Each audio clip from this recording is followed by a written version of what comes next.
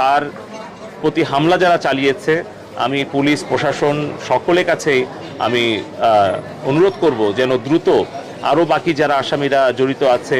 আপনারা ভিডিও ফুটেজে দেখেছেন, আমরাও দেখেছি, যেখানে চিহ্নিত করা গেছে যে যারা আর কি হামলার সাথে সরাসরি জড়িত, যারা তাকে মাইক্রোবাসে অপহরণ করে তুলে নিয়ে যাওয়ার সাথে জড়িত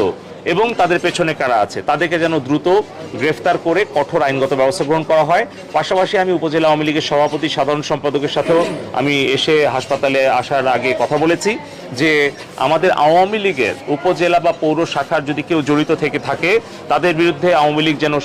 সাংগঠনিক কঠোর সিদ্ধান্ত নেয়, ব্যবস্থা নেয়, এবং যারা অন্য সংগঠন, সহযোগী সংগঠন, ছাত্রলীগ, স্বেচ্ছাসেবক লীগ বা শ্রমিক লীগ, তারা যারা আছে সেই সকল সংগঠনে যাতে সেগুলো উপজেলা আওয়ামী লীগের সভাপতি, সাধারণ সম্পাদক তাদেরকে সুপারিশ করে বহিষ্কার কিংবা তাদের সাংগঠনিক তাদের বিরুদ্ধে ব্যবস্থা গ্রহণ করার জন্য। আমি জেলা আওয়ামী লীগের সহসভাপতি হিসেবে এবং